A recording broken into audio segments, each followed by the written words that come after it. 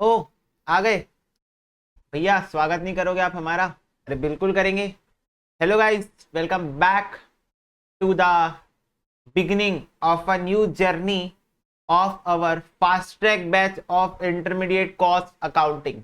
Yes, inter की cost accounting batch की जो फास्ट ट्रैक वाली बैच है उसकी आज हम लोग स्टार्टिंग करने वाले हैं, शुरुआत करने वाले हैं। अब मेरे को पता है तुम लोग बहुत एक्साइटेड हो। क्यों एक्साइटेड हो?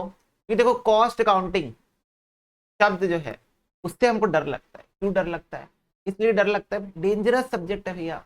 कौन सा क्वेश्चन एग्जाम में किस तरीके से नागिन रूपी भेस बदल के आ जाए, है ना। डर लगता है, पर इसी डर को भगाने के लिए हम लोग यहां पर हैं, मिले हैं साथ में। और हम लोग इस बैच के अंदर इस डर को खत्म करने के लिए अपने 100% कॉन्सेप्ट्स को, अप्रोक्सीमेटली आई कवर्ड 100% कॉन्सेप्ट्स को रिवाइज करने वाले। और अभी इतने नेक्स्ट लेवल पे रिवाइज करेंगे, इतने नेक्स्ट लेवल पे अपन इसको लेके जाने वाले हैं, तुम लोगों को लाइक डिफरेंस नहीं समझ में आएगा कि भैया रेगुलर फास्ट ट्रैक में डिफरेंस क्या था। और ऑफ कोर्स डिफरेंस होगा in the number of questions. Still we try to cover each and every concept with at least one question of every concept. At least one question का मतलब क्या होता है पता है ना? एक या एक से अधिक। तो एक क्वेश्चन तो करेंगे करेंगे, उससे ज्यादा भी करेंगे कुछ इंपॉर्टेंट कॉन्सेप्ट का। तो इस फास्ट ट्रैक बैच के अंदर तुम लोगों के इस डर को खत्म करेंगे, अच्छे से खत्म करेंगे, डिटेल में जाएंगे हर चीज के। यस, तो तुम लोगों को एक फीलिंग आ जाएगी। अब देखो, अब ये जो फास्ट ट्रैक बैच जो भी बच्चे देख रहे हैं, बस मैं उनसे सिर्फ इतना ही रिक्वेस्ट कर सकता हूँ। देखो, रिक्वेस्ट क्यों पता है? एक्सपीरियंस से बोल रहा हूँ अपने। मैं देखा हूँ बच्चे मेरे से नोट्स मांगते हैं, भैया आप जो नोट्स लिखे थे वो हमको सेंड कर दो ना, प्लीज सेंड कर दो ना, प्रिंट आउट निकाल लेंगे भैया। मैं तुमसे इसको रिक्वेस्ट मान लो या जो भी तुम मान लो, ऑर्डर की तरह मान लो, अगर जैसा भी है, अपनी कॉपी में नोट्स जरूर बना। जितनी भी चीज मैं लिखवाऊंगा तुम्हारी कॉपी में as it is note down होनी चाहिए। That is beneficial for you all guys. इतनी सी मेहनत कर लोगे, न्यूमेरिकल सब्जेक्ट है हमारा, थ्योरी नहीं है जो याद करके चले जाएंगे, ठीक है, न्यूमेरिकल सब्जेक्ट है। इतनी मेहनत तो करनी पड़ेगी कि कम से कम भाई नोट्स तो अपने खुद के बना ले कॉपी में। उसके लिए तो किसी के ऊपर डिपेंडेंट ना हो, भैया के ऊपर ही डिपेंडेंट ना हो, किसी के ऊपर ना हो भाई, ठीक है। तो इतनी चीज के साथ हम लोग स्टार्ट करते हैं with the heading, with the subject name, that is cost accounting. Yes, प्यार से इसको लोग बोलते हैं कॉस्ट अकाउंटिंग, ठीक है। अब ये वैसे तुम्हारे कॉलेज लेवल पे भी ये होता है ना? अगर तुम लोग बीकॉम कर रहे होगे, तुम्हारे कॉलेज लेवल पे भी सब्जेक्ट होगा, कुछ कुछ अलग अलग नाम रहते लेते हैं लोग, अलग अलग स्ट्रीम के अकॉर्डिंग अलग नाम लेते हैं, बट नाम इसका कॉस्ट अकाउंटिंग है, एज सिंपल एज दैट। तो कॉस्ट अकाउंटिंग वर्ड का मतलब क्या होता है बच्चों? एकदम शॉर्टेस्ट वे में बताना चाहता हूँ तुम लोगों को। कॉस्ट अकाउंटिंग का मतलब होता है कॉस्ट का हिसाब किताब मेंटेन करना।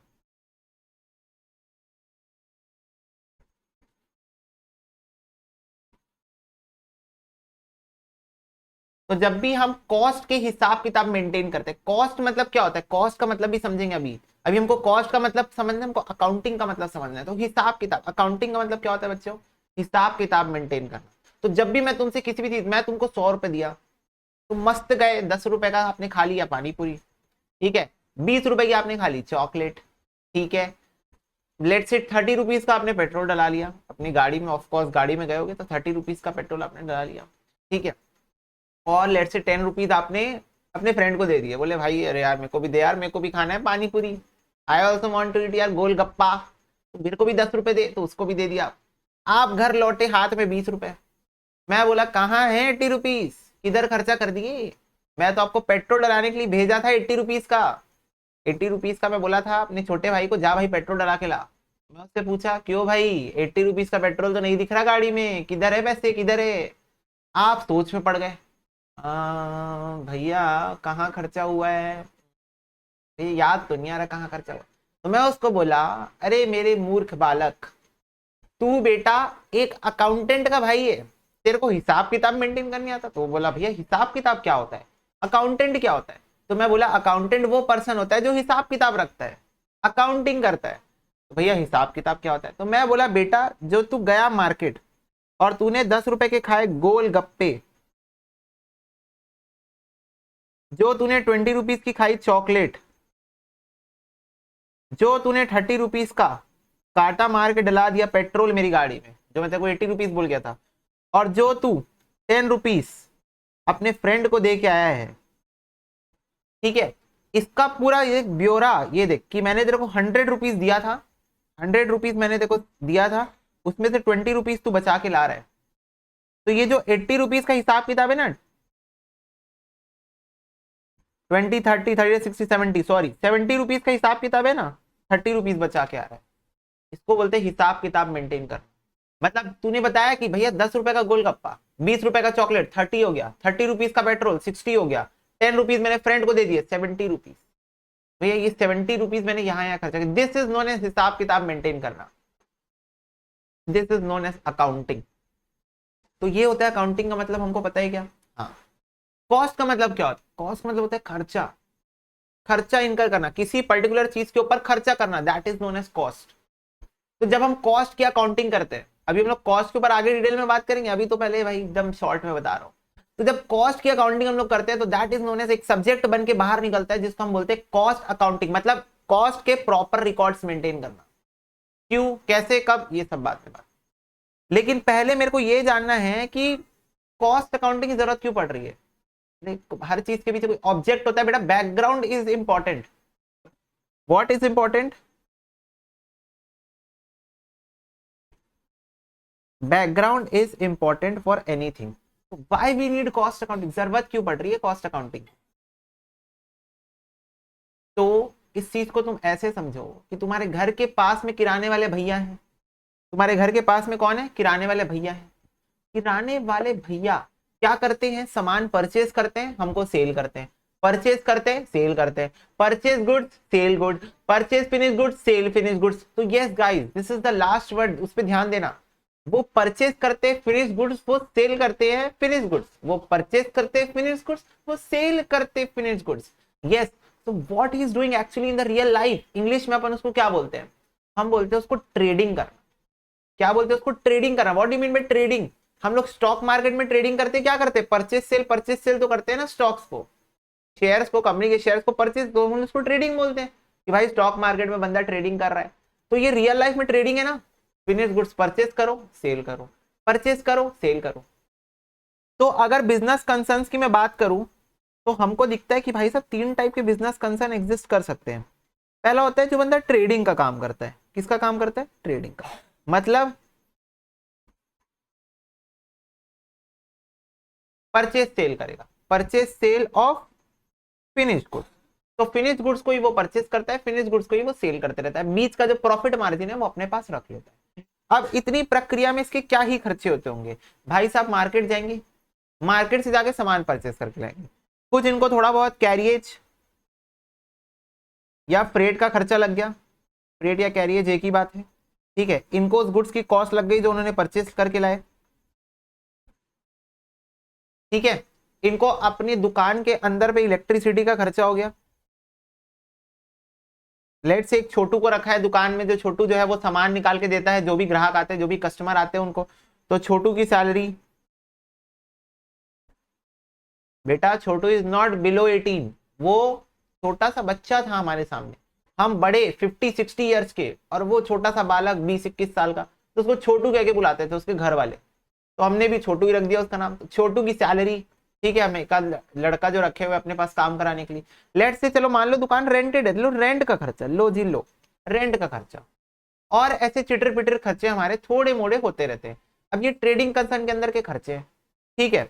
अब मुझे एक बात बताओ, कॉस्ट अकाउंटिंग, कॉस्ट की अकाउंटिंग करना, कॉस्ट मतलब जो खर्चा आपको हो रहा है, तो आपका कैरियज का जो खर्चा हो रहा है, मुझे एक बात बताओ, कैरियज के खर्चे को मैं कुछ भी करके कम कर सकता हूँ क्या? मेरे को ऑटो वाला बोल रहा है मार्केट रेट के अकॉर्डिंग 100 रुपए लगेगा सामान डिलीवर करने का। जैसे आप किसी ऑनलाइन एप्लीकेशन का यूज करके डिलीवरी चार्जेस पे करते हो, तो ऐसा थोड़ी है आपसे अलग डिलीवरी चार्जेस, आपके दोस्त से अलग डिलीवरी चार्जेस, और किसी से अलग डिलीवरी चार्जेस। नहीं, इसकी डीपी अच्छी दिख रही है, मस्त इंस्टाग्राम वाली डीपी एडिटेड है, इसको इससे अपन अलग चार्जेस चार्ज करें, ऐसा होता है क्या? नहीं, सबके लिए कांस्टेंट चार्जेस। तो कैरियज को अपन चाह के भी कम नहीं कर सकते, कॉस्ट ऑफ गुड्स नहीं कम कर सकते। हाँ, बल्क परचेस करेंगे थोड़ा मोड़ा खर्च कंट्रोल हो जाएगा, पर वो चीज तो मेरे को भी अंडरस्टूड है ना कि कोई चीज अगर मैं 10 यूनिट परचेस कर रहा हूँ, मैं 100 यूनिट परचेस कर रहा हूँ, पक्का 100 यूनिट वाले में थोड़ा मोड़ा डिस्काउंट मेरे को और मिल जाएगा। ठीक है, 100-200 रुपए छोड़ देगा सामने वाला।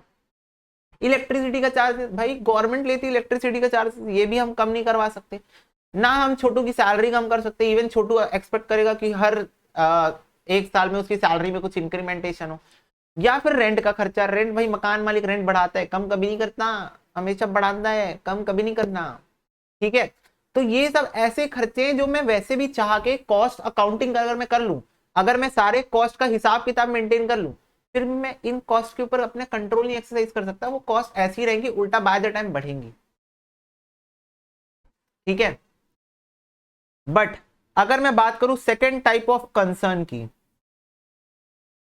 तो वो होता है तुम्हारा मैन्युफैक्चरिंग कंसर्न।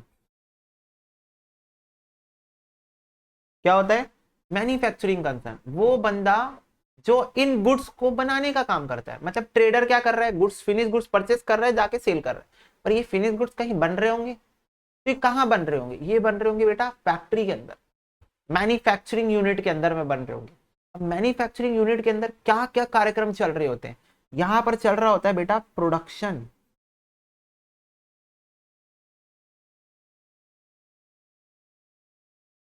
यहां पर चल रहा होता है बेटा प्रोडक्शन ऑफ गुड्स। अब प्रोडक्शन ऑफ गुड्स में तुम समझ रहे हो प्रोडक्शन ऑफ गुड्स कैसे होगा?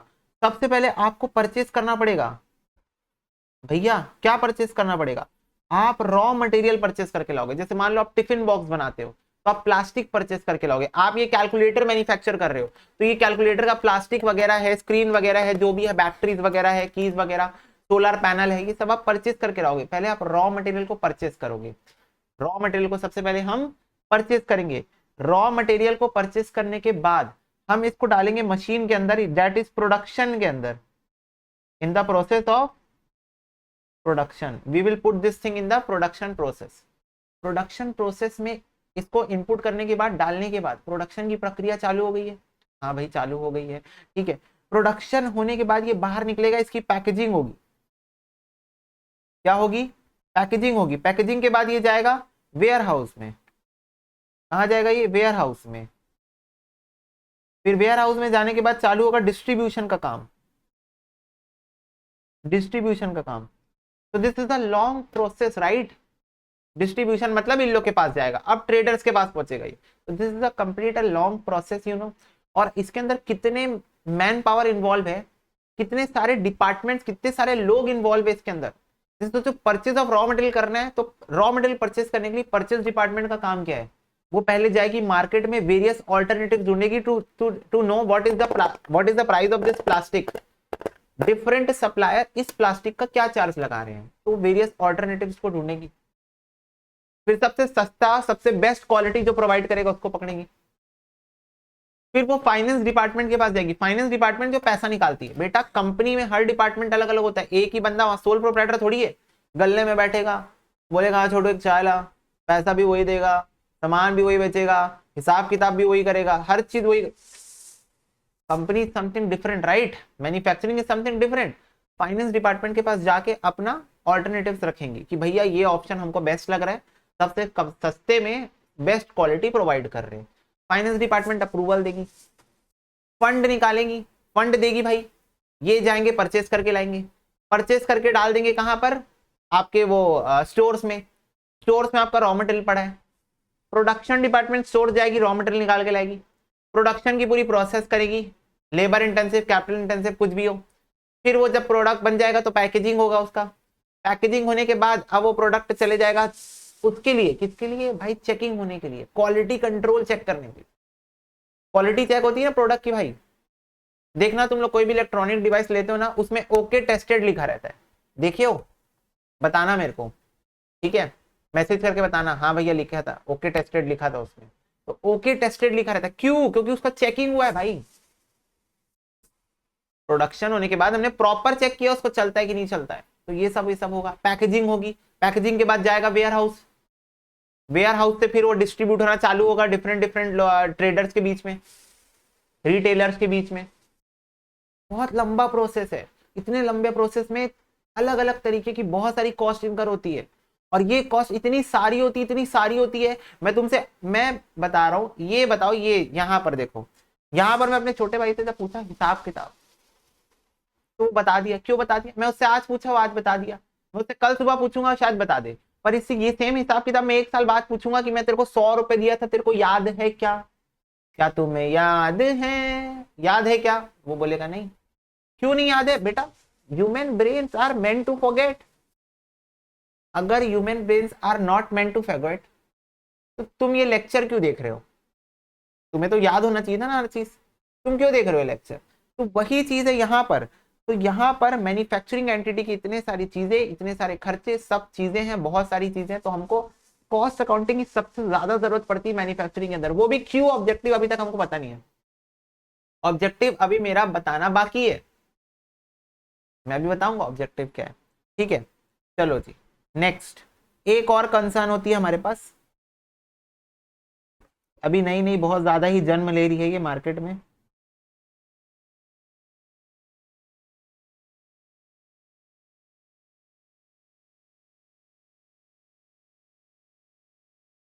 Service providers. Yes guys, service providers. अब देखो जैसे तुम लोग जाते हो कहीं भी सर्विस लेने, होटल जाते हो, होटल में वहां पर तुम लोगों को क्या रहता है, खाना खाना खाने जा रहे हो, जैसे लेट से लंच या डिनर पे जा रहे हो, कहीं पर भी जा रहे हो, तुम्हारे होटल में जो तुम लोग उस जगह पे बैठे हो, जो तुम खा रहे हो, फूड के अंदर तुमको पता है सब चार्जेस इंक्लूडेड रहते हैं। तुम्हारा 100 रुपए का आइटम तुमको 120 रुपए का मिलता है, पता है क्यों? क्यों बेटा क्यों? क्योंकि जो 20 रुपए वो कॉस्ट है, तो तुम वहां बैठ के एसी के मजे, टीवी के मजे ले रहे हो, टीवी में मैच देख रहे हो, आराम से बैठ के गप्पे मार रहे हो, 1 घंटा उनके स्पेस को ऑक्यूपाई करके रखे हो, उसके पैसे कौन भरेगा? हाँ? कौन भरेगा? होटल वाला खुद देगा, बोलेगा अरे सर आप तो हमारे घर के हैं, हम आपसे नहीं लेंगे, हम आपसे खाने का चार्जेस बस लेंगे। ना जी ना, वहां पर जो वेटर्स काम कर रहे हैं, वहां पे जो शेफ काम कर रहे हैं, उनकी सबकी सैलरी वैलरी सब इंक्लूडेड रहता है। तो उनको कैसे पता चला कि 120 रुपए में सब चीज वसूल आ जाएगी? सोचो सोचो, ये जो उन्होंने सर्विस प्रोवाइड की आपको, उनको कैसे पता चला? हाँ, इसके अंदर गुड्स भी सर्विस दोनों इंक्लूड है, फूड जो है वो गुड्स में आ जाएगा, पर सर्विस भी तो इंक्लूड है। शेफ ने खाना बनाया, वेटर ने ला के परोसा, services also include. Let's say take an example of hotel. Hotel का तुम रूम लेते हो, तो वहां पर तो तुम बस रूम में गए, 24 घंटे रहे, वापस आ गए। 24 घंटा भी नहीं, इससे कम ही रहता है, चेक इन चेकआउट टाइम में थोड़ा डिफरेंस रहता है 2-3 घंटे का। तो जैसे मैं गया था वैष्णो देवी, वहां पर मैं गया, होटल रूम में हम लोगों ने लिया, ठीक है, मैं और मेरा एक फ्रेंड गया था, हम लोग होटल रूम लिए वहां पर, हम मस्त गए, हमने चार्जेस पे किए, ठीक है, कुछ एक एक्स अमाउंट ले लो, लेट से 2000 रुपीज पर डे, ठीक है, हमने पे किए वहां पर। अब ये 2000 देने के बाद हम रूम में एंटर किए दोनों जन, तो अब मैं रूम के अंदर आके फैसिलिटीज देखने लगा, तो वहाँ टीवी लगी थी पर चल नहीं रही थी, बोल रहा था नेटवर्क नहीं है। तो टीवी वैसे मेरे को देखना भी नहीं था, इंटरेस्ट भी नहीं था, बस मेरे को बस एक बार फ्रेशन अप होना था और फिर चलते जाना था भाई, ऊपर जाना था, इतना दूर ऊपर माता के दर्शन करने। बट पॉइंट ये है कि जितने देर मेरा फ्रेंड वॉशरूम में था, उतने देर में बैठ के सोचने लगा भाई 2000 रुपए इसने चीज ली किसकी है। तो मैं करने लगा वहां कॉस्ट अकाउंटिंग बैठ के, ठीक है, कि ये सर्विस देता है, इलेक्ट्रिसिटी, एसी भी है, टीवी भी है, टीवी भी चलता है, वॉशरूम में गीजर भी लगा है, क्योंकि भाई वहां बहुत ठंड रहती है ना, तो गर्म पानी लगता है, तो वॉशरूम में गीजर भी लगा है, गद्दे भी अच्छे हैं, मस्त सॉफ्ट गद्दे, ये सब। तो ये सब चार्जेस के मिला के कितना इसका कॉस्टिंग बन पा रहा होगा अप्रोक्सीमेटली, और कितना प्रॉफिट ये कमा रहा है पर रूम पर डे, ये मैं निकालने बैठ गया।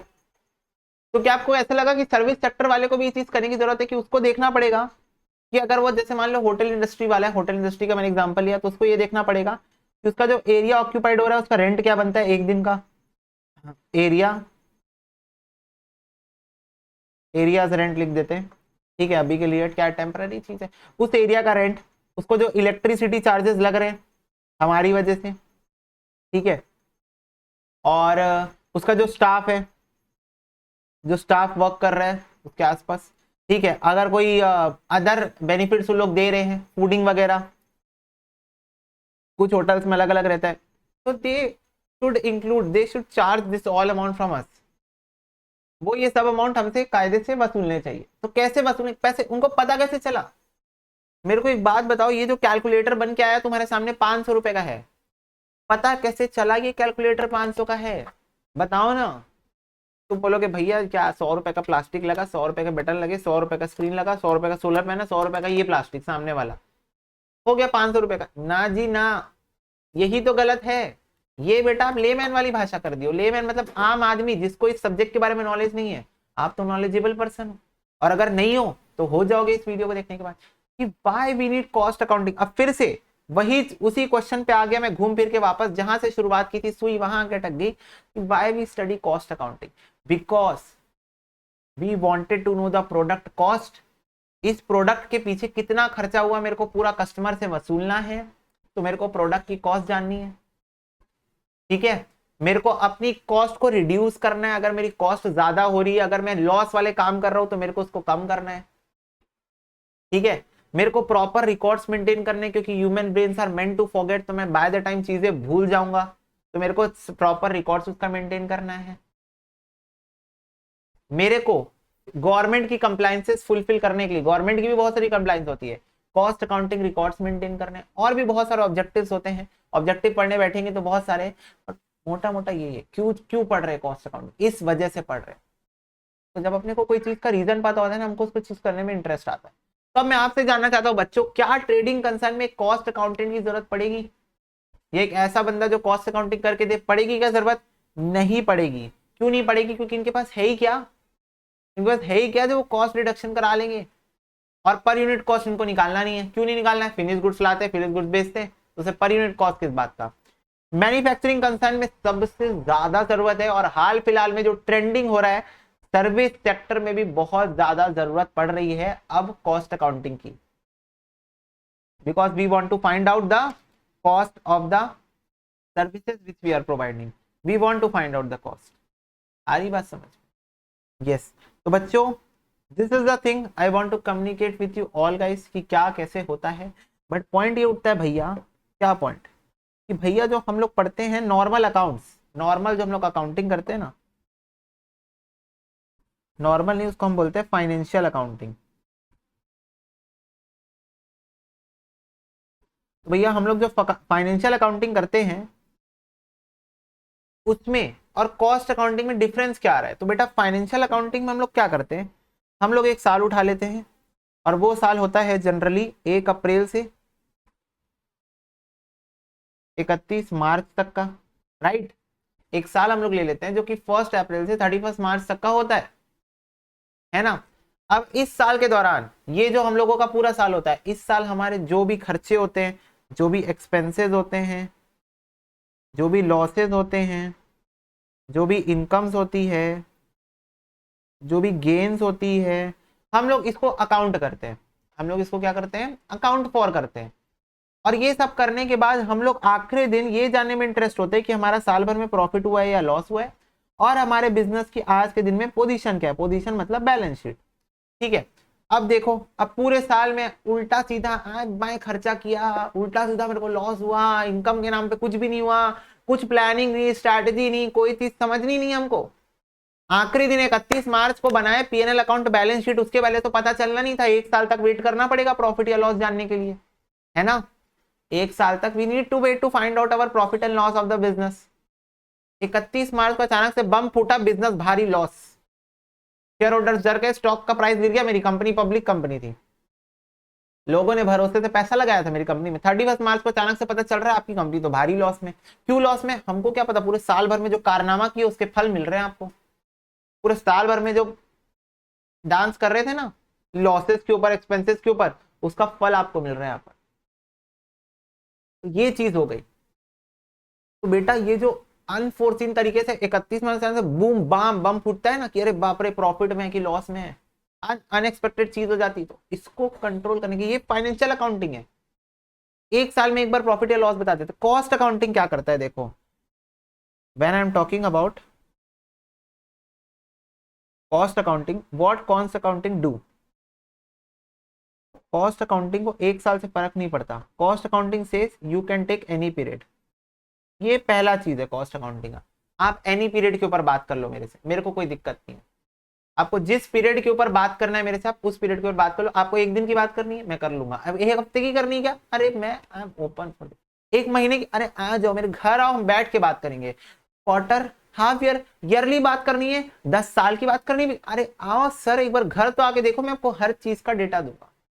Cost accounting talks about any period.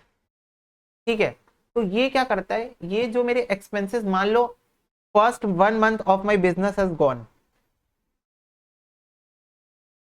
और 1 महीने के बाद पता चला कि हमारे कुछ डिपार्टमेंट्स के एक्सपेंसेस इन्फ्लेटेड आ रहे हैं, जबर अननेसेसरी बहुत ज्यादा खर्चा हो रहा है वहां पर, और उन चीजों को कंट्रोल भी किया जा सकता है। रॉ मटेरियल कहीं और से सस्ते में मंगाया जा सकता है। ये सब चीजें पॉसिबल है करना।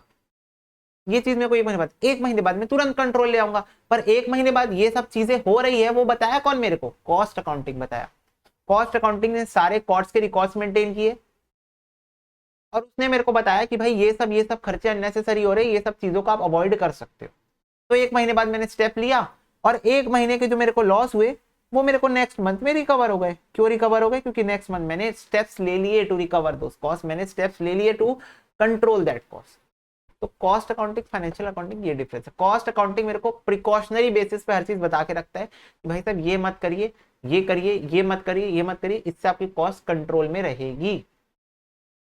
तो during this whole course of action 31 March को पूरे चांसेस है कि मेरे को पॉजिटिव रिजल्ट देखने को ही मिलेंगे। Why so?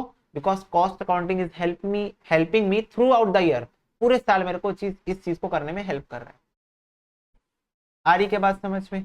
यस, ठीक है। बट एक सबसे बड़ा मुद्दा ये है कि कॉस्ट अकाउंटिंग किस चीज से कंसर्न्ड है? Cost accounting is only concerned with cost of production, that is only the items of debit side of trading and profit and loss account। तो कॉस्ट अकाउंटिंग किस चीज से कंसर्न है? सिर्फ कॉस्ट से। और कॉस्ट का मतलब, जब भी कॉस्ट शब्द मेरे को सुनने को मिला, मेरे दिमाग में घंटी बजी, jingle jingle jingle jingle jingle jingle. किस चीज की घंटी बजी? कि हमको सिर्फ लेना है डेबिट साइड का आइटम। डेबिट साइड मतलब debit all expenses and losses, trading profit and loss account. Financial accounting से कॉस्ट अकाउंटिंग को लिंक करके बता रहा हूं कि trading profit and loss account के डेबिट साइड में एक्सपेंस और लॉस होते हैं, हमको सिर्फ उनको लेना है, उसमें भी सिर्फ एक्सपेंसेस को लेना है, लॉसेस को नहीं लेना है। क्यों नहीं लेना है? अगले टॉपिक में हम जान रहे हैं कि बच्चों 3 टाइप की चीजों से आपको जिंदगी में डील करना पड़ेगा। कौन सी भैया? पहला स्ट्रगल, दूसरा पढ़ाई का स्ट्रगल, और तीसरा जॉब का स्ट्रगल। तो एक हुआ लाइफ का स्ट्रगल, एक हुआ पढ़ाई का स्ट्रगल, और एक हुआ जॉब का स्ट्रगल। तीसरे स्ट्रगल से अगर आपको बचना है तो यू कैन डू बिजनेस। ठीक है भैया, हम तो रिस्क लेने में उतावले रहते हैं, हम तो बिल्कुल बिजनेस कर सकते हैं। बिल्कुल करो, कोई दिक्कत की बात नहीं है। तो बेटा, एक होते हैं खर्चे, ओ, एक होते हैं एसेट्स के ऊपर खर्चे, ओ, और एक होते हैं नुकसान, ओके। तो एक होता है बेटा रेवेन्यू एक्सपेंडिचर। रेवेन्यू एक्सपेंडिचर मतलब ऐसे खर्चे, expenses, the benefit of expenses are going to be consumed in the same year। उसी साल बेनिफिट्स कंज्यूम हो जाएंगे, सेम ईयर बेनिफिट्स कंज्यूम हो जाएंगे। इसको हम बोलते हैं खर्चे। जैसे मान लो आपने बिजली का बिल दिया 1 महीने का, तो आप उसी महीने उस बिजली को कंज्यूम कर लोगे, तभी तो आप 1 महीने का बिजली का बिल दिए हो। आपके घर में मिल्क आता है, डिलीवरी बॉय आता है, आप उसको मंथली 2000 रुपीज पे करते हो, तो 2000 रुपीज आपने पे करके उसी साल उसका बेनिफिट कंज्यूम कर लिया, so that is your expense, that is going to be your expense. तो बिजनेस में जो भी रेंट का खर्चा, इलेक्ट्रिसिटी का खर्चा, सैलरी वगैरह देते हैं हम एम्प्लॉइज को, तो उसी साल हम लोग इन सब चीजों का बेनिफिट्स कंज्यूम कर लेते हैं, तो that is known as revenue expenditure, और simply we can say expenses. Okay. दूसरे टाइप का खर्चा हमारा होता है एसेट्स के ऊपर। एसेट्स के ऊपर मतलब मैंने मशीनरी वगैरह परचेज कर ली, the purchase of assets are not classified as expenses, but the proportionate amount of the asset charged to current year as expenses. Okay, तो द परचेज ऑफ एसेट बच्चों, जब मैं एसेट को परचेज करता हूं तो मैं उसको एक्सपेंस नहीं बोलूंगा यार, एक्सपेंस थोड़ी है, एसेट तो मैं पैसा कमाने के लिए लाया हूं ना अपने बिजनेस में। एसेट्स का फीचर ही होता है future earning capacity of business, business में पैसा कमाने में हेल्प करता है एसेट मेरा, ठीक है।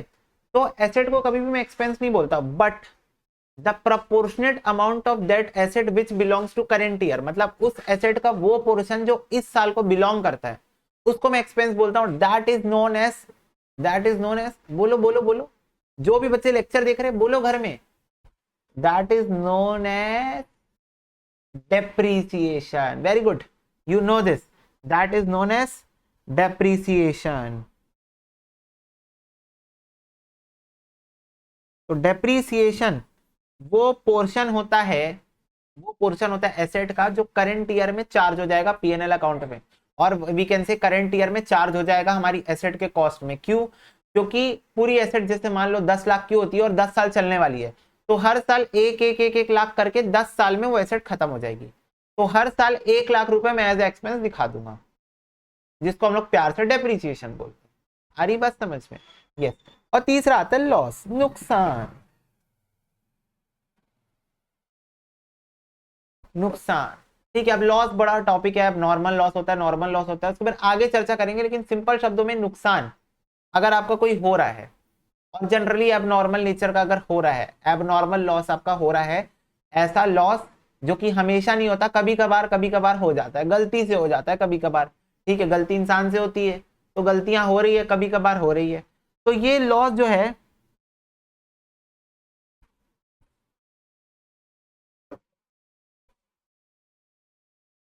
Never be treated as expenses, that is we cannot charge loss to the cost of goods। तो कभी भी हम कॉस्ट ऑफ गुड्स में लॉस को चार्ज नहीं कर सकते। क्या नहीं कर सकते? कॉस्ट ऑफ गुड्स में हम कभी भी लॉसेस को चार्ज नहीं कर सकते। आ रही बात समझ में? तो ये तीन चीज आपको अंडरस्टूड करना जरूरी है कि एक्सपेंस का मतलब होता है खर्चे, ऐसे खर्चे जो कि बेनिफिट हम लोग को इसी साल दे जाएंगे और इसको हम लोग डेफिनेटली कॉस्ट ऑफ गुड्स में ऐड कर देंगे। एसेट का वो पोर्शन हम कॉस्ट ऑफ गुड्स में ऐड करेंगे, या फिर बोल सकते हैं वो चीज जो हम खर्चा मान लेते हैं डेप्रीसिएशन। और लॉस हम कभी भी एज अ एक्सपेंस ट्रीट नहीं करते, कभी भी हम इसको गुड्स की कॉस्ट में इंक्लूड नहीं करेंगे। आ रही है बात समझ में? तो बोलेंगे हाँ सारे बच्चे। हाँ जी भैया, ठीक है बच्चों, आप लोग नोट करते जाओगे, वीडियो को ऑटोमेटिक पॉज करके, मेरे को ये बताने की जरूरत नहीं पड़नी चाहिए कि आपको अब किसी भी चीज को नोट डाउन करना है, ठीक है। In a default case you should pause the video and note down all the things. Okay, चलो नेक्स्ट। नेक्स्ट हम फाइनली अब इतना बात कर लिए हैं तो भाई बात कर लेते हैं what do mean by cost finally. तो अब चीजें आपको समझ में आ गई है, बस लिखना बचा है, तो लिख लेते हैं इसको फटाफट। What do you mean by cost? The expenditure incurred on production, rendering of goods and services, it only includes the expenses whose benefits are consumed in current year only. It does not include the losses. Okay बच्चों, तो इतना चीज मेरे को अभी तक के समझ में आया क्या पढ़ के? हाँ जी। तो इतना चीज जो मेरे को समझ में आया अभी तक पढ़ के, वो मैं यहाँ पर नोट डाउन कर लिया। आप भी कर लो तो अच्छी बात हो जाएगी।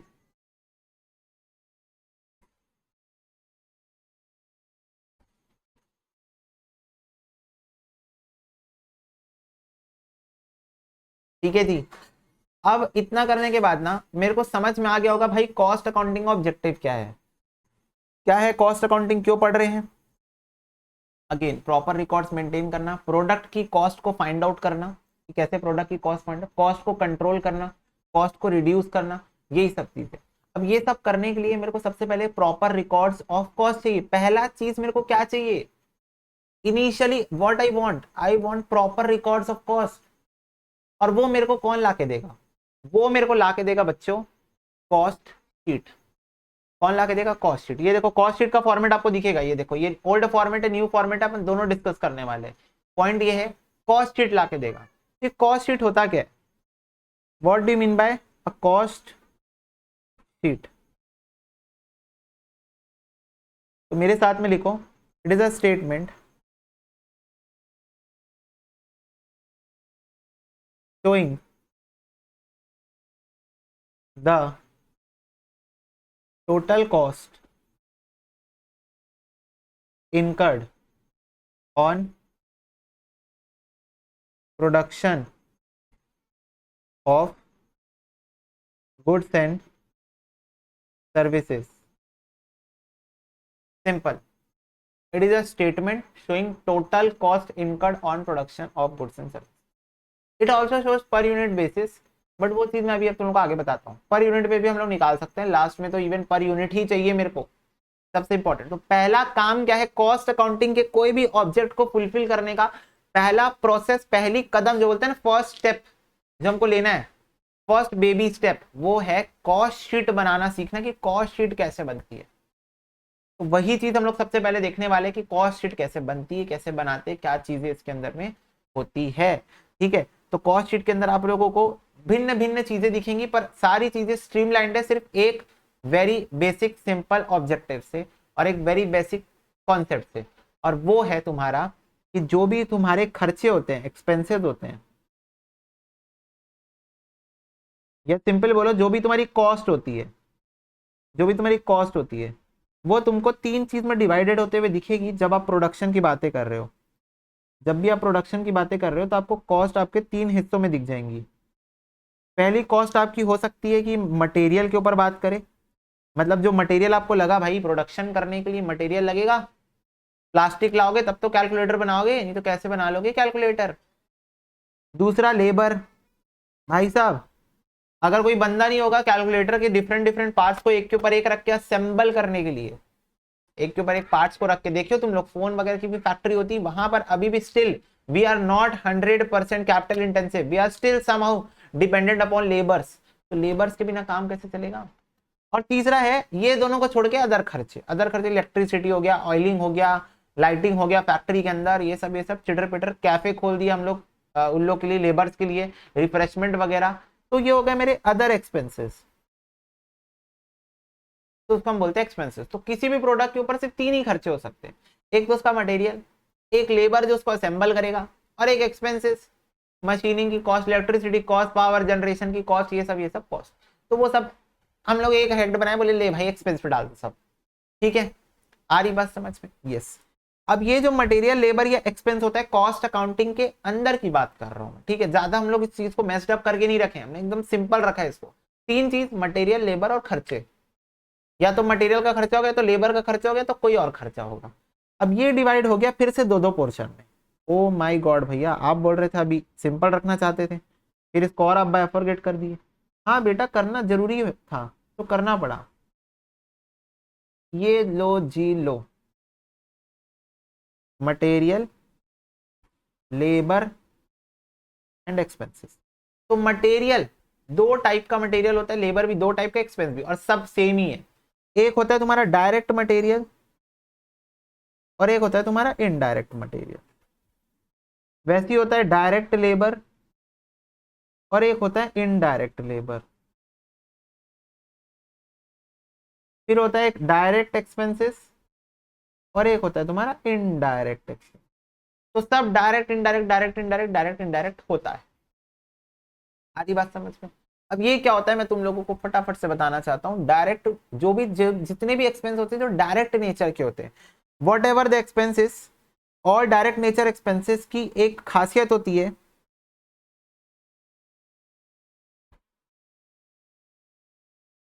दे कैन बी आइडेंटिफाइड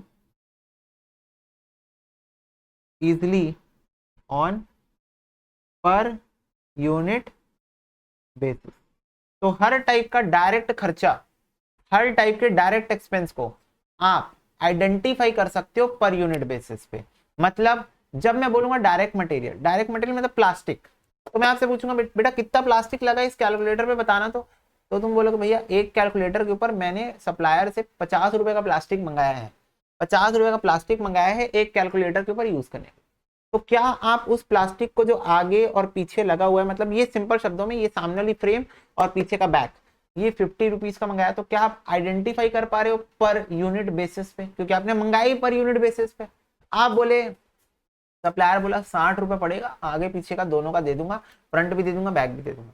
तो आप बोले कि नहीं नहीं भैया आपको कुछ कम करो कुछ कम करो। तो बोला ठीक है बल्क में खरीदोगे, 200 कैलकुलेटर का 2000 कैलकुलेटर का प्रोडक्शन करोगे, मैं आपको 50 रुपए लगा दूंगा। तो आपने खरीदा, नेगोशिएट ही किया पर यूनिट बेसिस पे, आपने मटेरियल को नेगोशिएट ही किया पर यूनिट बेसिस पे। That is direct material, that is what direct material. वैसे डायरेक्ट लेबर की बात करेंगे जब हम लोग, तो मैं बोला एक लेबर को भाई साहब एक कैलकुलेटर को आगे पीछे बीच में स्क्रीन, बीच में बटन और बीच में मदरबोर्ड, तो ऐसे रख इसको, उसके ऊपर मदरबोर्ड लगा, बटन लगा, स्क्रीन लगा और उसके ऊपर इसको रख दे, ये कवर को। इतना करने का हर कैलकुलेटर का 10 रुपए दूंगा। एक कैलकुलेटर के साथ ऐसा तू करेगा तो तेरे को 10 रुपए दूंगा। मैंने लेबर से कहा 10 rupees for every calculator assembling work. वो बोला ओके ओके ठीक है। तो ये मेरे को एक बात बताओ, क्या पर कैलकुलेटर में लेबर की कॉस्ट आइडेंटिफाई कर पा रहा हूं कि एक कैलकुलेटर के ऊपर कितना लेबर, कितने रुपए का लेबर लगा? 10 रुपए का। यस, तो that is identified on per unit basis. Direct expense की बात करते वैसे तो बहुत रेयर है, क्वेश्चन में दिया रहेगा तो डायरेक्टली दिया रहेगा, अदरवाइज नहीं दिया रहेगा। डायरेक्ट एक्सपेंस का मतलब होता है कि एक कैलकुलेटर के ऊपर आप कितना डायरेक्टली एक्सपेंस ले रहे हो, मतलब आप उसको पर यूनिट बेसिस पर आइडेंटिफाई कर पा रहे हो। That is something really rare. और ये सब गुडविल या रॉयल्टी के केस में होता है। तो रॉयल्टी अगर आपने कभी पढ़ा है बीकॉम वगैरह में कहीं, या आपने अभी तक देखा नहीं है रॉयल्टी अकाउंटिंग, तो मैं आपको बता देता हूँ गुडविल या रॉयल्टी के केस में क्या होता है। समझना मेरी बात को ध्यान से। गुडविल का केस है कि आप सामने गुडविल खा रहे हो। जैसे मान लो कैलकुलेटर की कंपनी है, देखो ओरिवा, ओरिवा कैलकुलेटर की कंपनी है।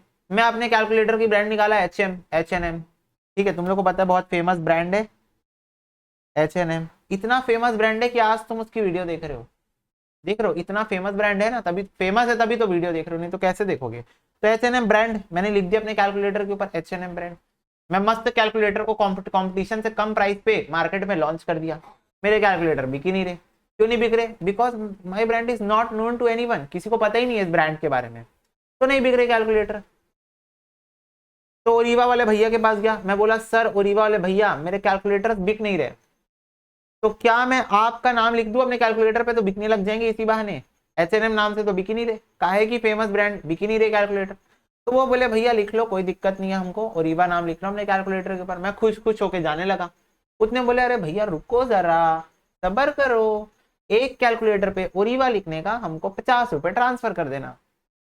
तो मैं बोला ये क्या बात हुई थी? ना आपका लेबर लग रहा है, ना आपका मटेरियल लग रहा है, ना आपका कोई मेहनत, ना आपका दिमाग, कुछ तो नहीं लग रहा, तो किस बात के पैसे दूं? बोला ओरिवा लिखने के पैसे दो, अपने कैलकुलेटर के ऊपर ओरिवा लिखने के पैसे चाहिए मेरे को। तो this is known as royalty, books के ऊपर मिलती है, ठीक है, जितनी बुक बिकती है पर बुक जो उसका ऑथर होता है, जो बुक लिखा रहता है, उसको रॉयल्टी मिलती है। तो ये क्या हुआ? Direct expense. आप क्या पर यूनिट बेसिस पे इसको आइडेंटिफाई कर रहे हो कि एक कैलकुलेटर का 50 रुपए, एक बुक का 100 रुपए, कर पा रहे हो आइडेंटिफाई? यस, तो दिस इज डायरेक्ट एक्सपेंस। और वही बोल रहा हूँ बहुत रेयर एग्जाम्पल है, कम ही होता है डायरेक्ट एक्सपेंस। तो ये हुआ डायरेक्ट नेचर वाली चीजों की बात। अब मैं तुम लोग पहले बता दूं ना, direct nature is equal to जो पर यूनिट बेसिस पे पैदाइशी है, पैदाइशी पर यूनिट में, आपको नहीं लाना पड़ा उसको पर यूनिट में, और पैदा ही पर यूनिट हुए थे। अब आते हैं इनडायरेक्ट नेचर के ऊपर। तो इनडायरेक्ट नेचर का मतलब होता है,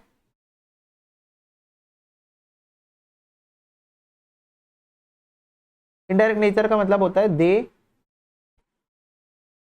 कैन नॉट बी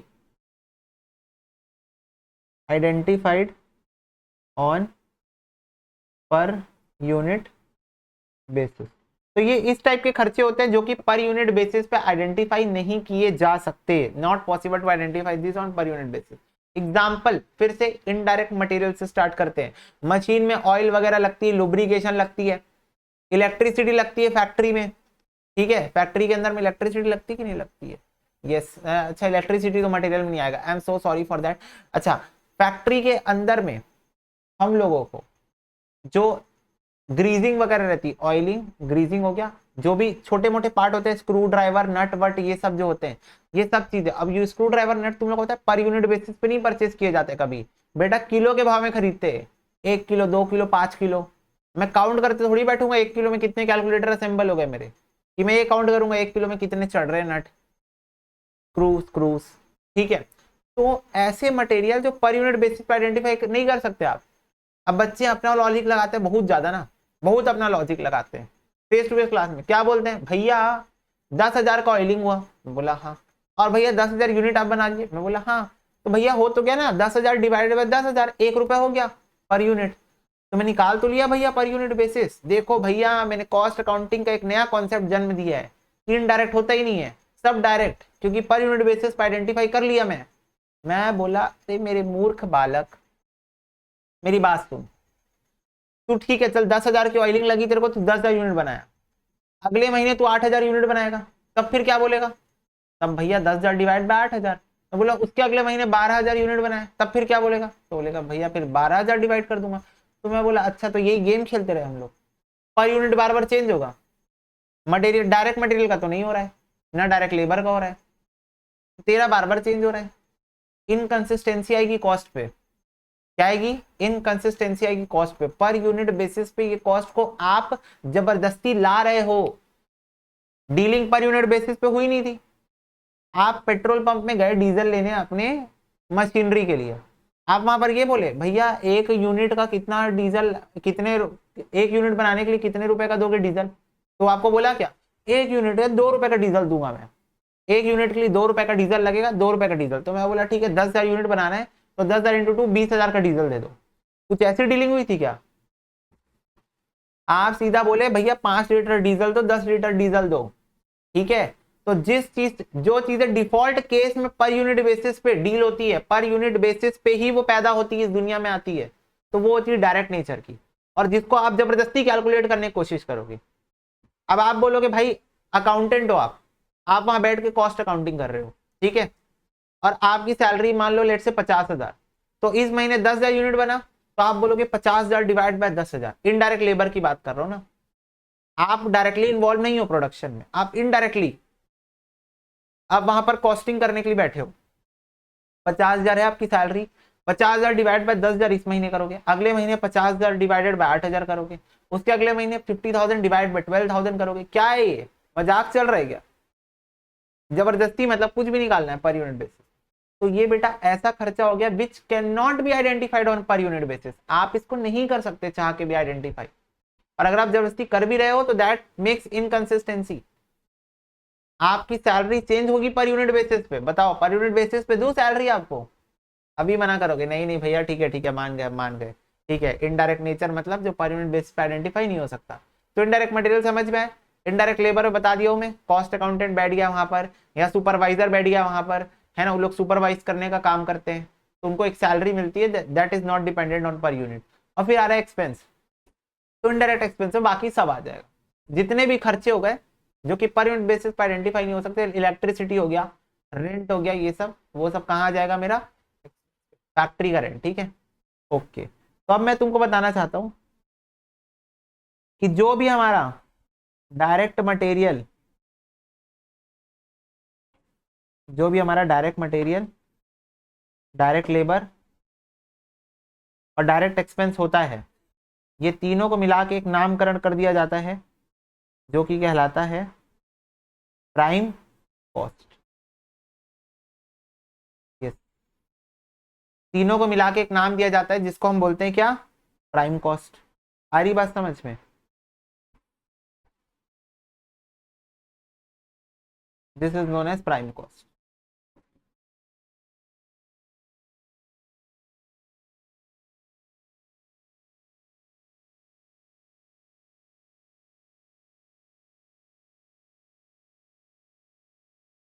ठीक है, नेक्स्ट, अगर आप इनडायरेक्ट मटेरियल, इनडायरेक्ट लेबर और इनडायरेक्ट एक्सपेंसेस को मिला दोगे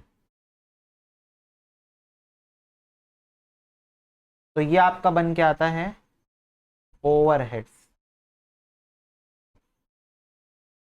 क्या बन के आता है बच्चों? ओवरहेड्स बन के आता है। आ रही बात समझ में? बोलने की बातें हैं बस, कॉस्ट अकाउंटिंग की लैंग्वेज है ये। This is known as overheads. तो तीनों, जब तीनों आप डायरेक्ट खर्चों को मिला दो, डायरेक्ट मटेरियल को मिला दो, डायरेक्ट लेबर और डायरेक्ट एक्सपेंस, तीनों को आप ऐड कर दो तो आपकी बन के आती है प्राइम कॉस्ट। जब आप तीनों इनडायरेक्ट खर्चों को मिला दोगे, तीनों इनडायरेक्ट एक्सपेंसेस को जब आप ऐड कर दोगे तो आपका बन के आएगा ओवरहेड्स। क्या बन के आएगा बच्चा बाटी? ओवरहेड्स। अब कॉस्ट शीट के अंदर हम लोग सिर्फ इसी बारे में बात करेंगे, हायरार्की में चलेंगे हम। पहले मटेरियल, लेबर, ओवरहेड्स देखेंगे डायरेक्ट नेचर के, फिर इनडायरेक्ट नेचर के देखेंगे। अब ये जो ओवरहेड्स होते हैं ना, इनके अंदर भी हो सकता है और वैरायटी। कितने टाइप के ओवरहेड हो सकते हैं खुद बताओ, तुम लोग बताओ। एक तुम्हारा इनडायरेक्ट नेचर का खर्चा हो सकता है जो फैक्ट्री के अंदर होगा, तो एक होता है तुम्हारा फैक्ट्री ओवरहेड्स। ठीक है, अब इसके बाद फैक्ट्री के बाद होगा ऑफिस में खर्चे होंगे, तो एक होगा तुम्हारा ऑफिस ओवरहेड्स। और ऑफिस के बाद तुम्हारा वेयर हाउस वगैरह में खर्चा होगा, डिस्ट्रीब्यूशन के टाइम पे खर्चा होगा, तो उसको हम बोलते हैं सेलिंग एंड डिस्ट्रीब्यूशन ओवरहेड्स। ठीक है, मैं तुम लोग को फुल फुल नेम ही लिखवा देता हूं, office and administrative overheads, selling and distribution overheads. Clear है सबको?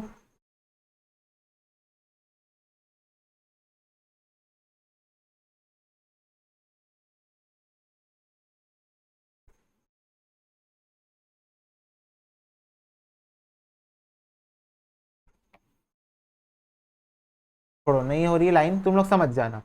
ठीक है, तो overheads can be of three types, factory के overheads, office and administrative overheads और सेलिंग एंड डिस्ट्रीब्यूशन। ये भी हायरार्की फॉलो करता है। पहले जो भी खर्चे होंगे फैक्ट्री के अंदर होंगे, फिर उसके बाद जो भी खर्चे होंगे ऑफिस के अंदर होंगे, फिर फाइनली जब गुड्स बन जाएगा तब फिर सेलिंग के खर्चे होंगे। तो यही तुमको कॉस्ट शीट के अंदर सिर्फ इतनी चीजें देखने को मिलेगी, विथ सम ट्विस्ट, बट इतनी चीजें तुमको इसी सीक्वेंस में देखने को मिलेगी कॉस्ट शीट के अंदर। तो अगर आप इसको नोट कर लेते हैं बच्चों, if you are going to write this down, I may proceed.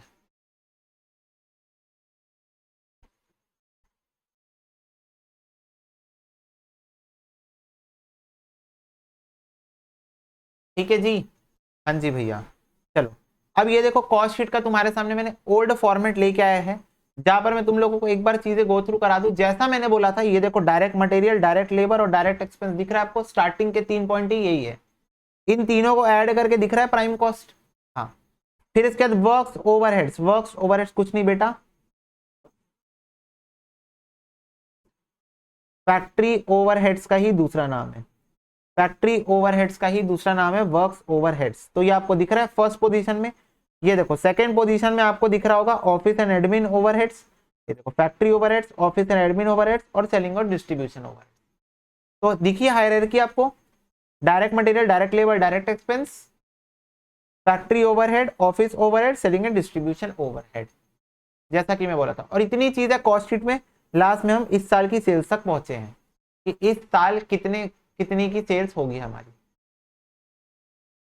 आ रही क्या बात समझ में? यस भैया। तो चलो जी, एक एक करके हम सारी चीजों को देखेंगे और समझने की कोशिश करेंगे कि क्या चीजें कैसे वर्कआउट करती है यहाँ पर। ओके, हाँ जी भैया, चलो। तो पहला आइटम है हमारा डायरेक्ट मटेरियल कंज्यूम्ड। अब एक चीज अगर आप पढ़ोगे डायरेक्ट मटेरियल, तब तो बातें समझ में आ रही थी, पर इसके बाद ये कंज्यूम्ड शब्द लिख के हम लोगों को कंफ्यूज कर रहा है।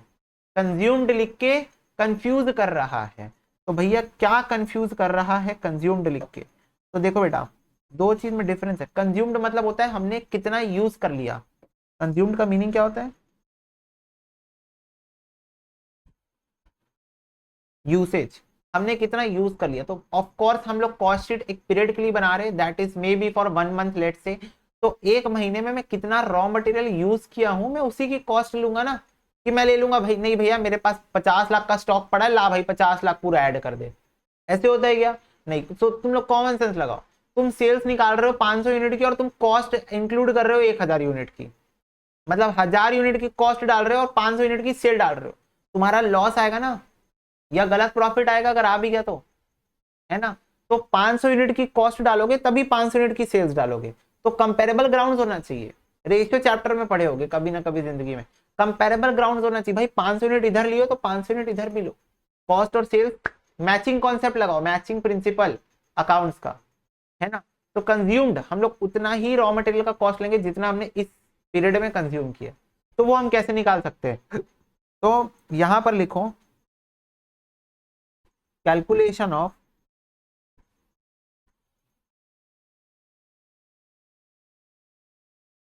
Direct material consumed. तो हम कैलकुलेट करना सीखेंगे कि कैसे हम डायरेक्ट मटेरियल कंज्यूम्ड निकाल सकते हैं। How we can find this? तो पहला आइटम जो आप लोगे वो लोगे ओपनिंग स्टॉक।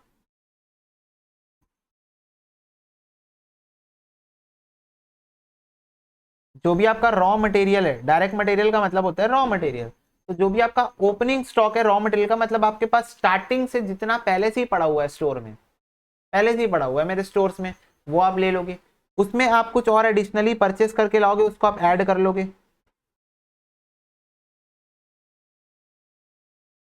तो ये आपका आ गया टोटल रॉ मटेरियल जो आपके पास अभी रेडी पड़ा है यूज करने के लिए। ओपनिंग स्टॉक पहले से पड़ा हुआ था मेरे पास जो रॉ मटेरियल, और प्लस परचेज जो अभी मेरे पास पड़ा हुआ है यूज करने के लिए। आ रही बात समझ में? यस। अगर अब देखो यहां पर नॉर्मली आपका opening stock plus purchases minus closing stock of raw material. हाँ जी। तो देखो ओपनिंग स्टॉक प्लस परचेजेस मतलब, अब ओपनिंग स्टॉक प्लस परचेज करने से क्या आ गया कि जितना रॉ मटेरियल अभी आपके पास अवेलेबल है for the purpose of production, अब इसमें से अगर मैं क्लोजिंग स्टॉक माइनस कर दूं तो मेरे को क्या मिल जाएगा? वो मिल जाएगा कि जितना मैंने इस पीरियड में कंज्यूम कर लिया। इसको आप ऐसे समझो कि आपके पास 10 रुपए हैं, मैंने आपको 20 रुपए और दिए, ठीक है। 10 रुपए आपके पास ऑलरेडी पड़े थे ओपनिंग स्टॉक, 20 रुपए मैंने आपको और दिए, तो आपके पास total 30 rupees available for expenses है। और आप क्या किए? 15 रुपए खर्चा, 15 रुपए आप घर वापस आए, मैं बोला दिखा कितने रुपए है तेरे पास, तो बोले भैया 15 रुपए पड़े मेरे पास। तो इसका मतलब क्या है? 30 रुपीज थे, 15 रुपए अभी बचे हुए हैं, तो कितने खर्चे हो गए? 15 रुपए खर्चे हो गए। तो वैसे ये भी है कि ओपनिंग स्टॉक प्लस परचेज आपके पास इतना अवेलेबल मटेरियल था, क्लोजिंग स्टॉक इतना बचे, जैसे मान लो ओपनिंग स्टॉक आपके पास था 10,000 units, let's say an example, ठीक है। और आपने 60,000 यूनिट्स और परचेज कर लिए, और अब आपके पास 20,000 बचा है। तो आई वांट टू आस्क कितना यूज हो गया? तो 70 अवेलेबल था 10 plus 60, 70 available, but 20 is there in the stores, तो that means that 50 are consumed, 50,000 units consume हो गए हैं। तो ये तो नॉर्मल सिचुएशन में ऐसे आता है, तो हमारा डायरेक्ट मटेरियल कंज्यूम्ड हो जाता है। क्वेश्चन में मैक्स टू मैक्स यही 3 पॉइंट होते हैं, बट कुछ स्पेशल पॉइंट्स क्वेश्चन के अंदर कभी rare of the rarest case में इंस्टीट्यूट को लगा कि नहीं भैया बच्चों की परीक्षा लेने का समय आ गया है, और परीक्षा ऐसी वैसी नहीं, अग्नि परीक्षा लेने का समय आ गया है, तो आपको कोई स्पेशल पॉइंट्स वो दे सकते हैं। तो लेट्स डिस्कस अबाउट दो स्पेशल पॉइंट्स। तो पहला पॉइंट तुम्हारा हो जाएगा परचेज रिटर्न।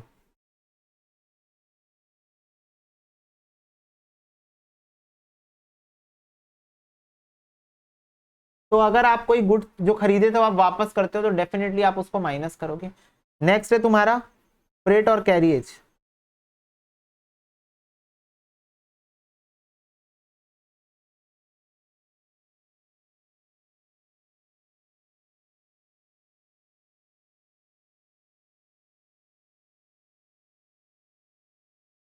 तो अगर आप कोई फ्रेट या कैरियज का खर्चा इनकर कर रहे हो at the time of purchase तो आप उसको ऐड कर लोगे, ठीक है। अब इसके अलावा अगर आपका कोई एबनॉर्मल लॉस हो जाता है,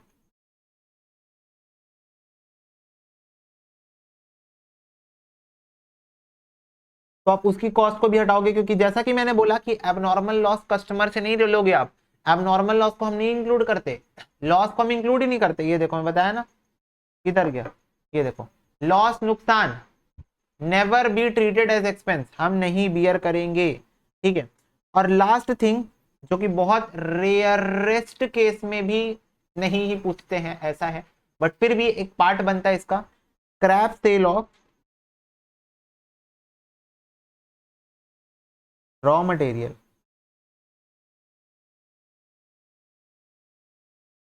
ठीक है। तो बाई चांस मान लो कि आपका कोई छोटा मोटा चिल्ली पिल्ली लॉस हो गया, ठीक है, और that is also going to be like sold for some money, like थोड़ा बहुत पैसा उससे रिकवर हो जा रहा है, तो इसको आप रिकवरी ऑफ कॉस्ट ट्रीट करोगे और उस रिकवरी ऑफ कॉस्ट को आप क्या कर दोगे, यहाँ से माइनस कर दो। सारी कॉस्ट यहाँ ऐड हो रही है, सारी कॉस्ट। बेटा financial accounting point of view से मत सोचने लग जाना, नहीं भैया इनकम है, स्क्रैप सेल इनकम है, प्लस होगी, नहीं बेटा, ये सारी कॉस्ट है यहाँ पर, ये सब कुछ कॉस्ट की बातें चल रही है। तो कॉस्ट में से माइनस होगा रिकवरी ऑफ कॉस्ट, ये सब एक्सपेंस की बात हो रही है, तो एक्सपेंस में से इनकम माइनस हो जाता है ना। तो ये scrap sale of raw material income है, तो वो अगर कोई सा है तो आप माइनस कर दोगे, that is treated as recovery of cost. तब फिर आपका आ जाएगा फाइनली रॉ मटेरियल कंज्यूम्ड, और what we can say direct material consumed. तो ये आपका ये प्रोसेस है डायरेक्ट मटेरियल कंज्यूम निकालने का, ठीक है। You can note this down, इनमें से अगर कोई स्पेशल पॉइंट कभी एग्जाम में आता है तो you can simply deal with this, कोई प्रॉब्लम आपको यहाँ देखने को नहीं मिलेगी, ठीक है। तो ये आपको समझ में आ गया होगा अब डायरेक्ट मटेरियल कंज्यूम्ड के ऊपर हमने क्या बातें कर ली है, ठीक है। नेक्स्ट है तुम्हारा डायरेक्ट लेबर। डायरेक्ट लेबर को एक और भाषा बोली जाती है प्रोडक्टिव वेजेस,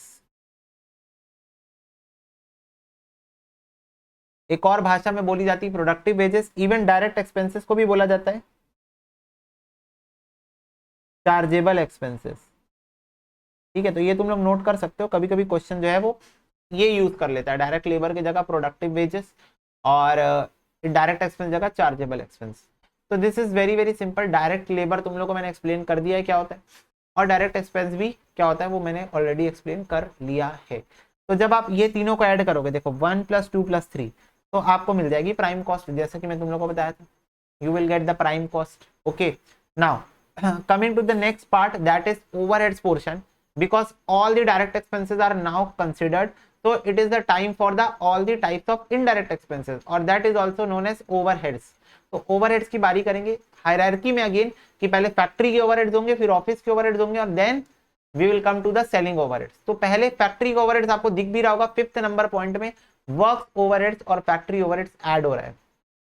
और इसके बाद जो आइटम बन के आ रहा है वो उसका कुछ अलग ही नाम आपको दिख रहा होगा, gross factory cost on FG and WIP. तो ये एफजी एंड डब्ल्यूआईपी क्या है, finish goods and work in progress, ठीक है। Finish goods and work in progress है, ठीक है। अभी क्या होता है finish goods and work in progress, तो बच्चों 3 टाइप के आपको एक प्रोडक्ट के 3 स्टेजेस आपको देखने को मिलेंगे। पहला स्टेज कि वो अभी प्रोडक्शन प्रोसेस में एंटर ही नहीं किया है, तो we can say that raw material, ठीक है, रॉ मटेरियल। सेकेंड स्टेज की वो प्रोडक्शन प्रोसेस के बीच में है, यानी कि work in progress. And the third one is finish goods, यानी कि वो प्रोडक्शन प्रोसेस से बाहर आ चुका है, ठीक है। ये देखो, तो जैसे मान लो मैं ही तुम लोगों को अभी अभी हाल फिलहाल का एग्जांपल लेता हूँ कि मैं कोशिश किया कि आज भाई मेरा बहुत मन कर रहा है, मैं भी ट्राई करता हूँ एक बार केक बनाने का, let's try to make cake. कोशिश करते हैं बनाने की, नहीं बनेगा तो क्या है, बन गया तो बहुत अच्छी बात है। तो बेटा केक बनाने के लिए मैं सबसे पहले लेके आया आटा, मैदा नहीं, मैं आटे का केक बना रहा था। मैं आटा लेके आया, और आटा मैं जो लेके आया वो था मेरा रॉ मटेरियल। क्या था मेरा रॉ, आटा, शक्कर, और वो कोको पाउडर लेके आया था, ठीक है, और वो चॉकलेट सिरप लेके आया था, ये सब चीजें लेके आया था। तो ये थे मेरे सारे रॉ मटेरियल।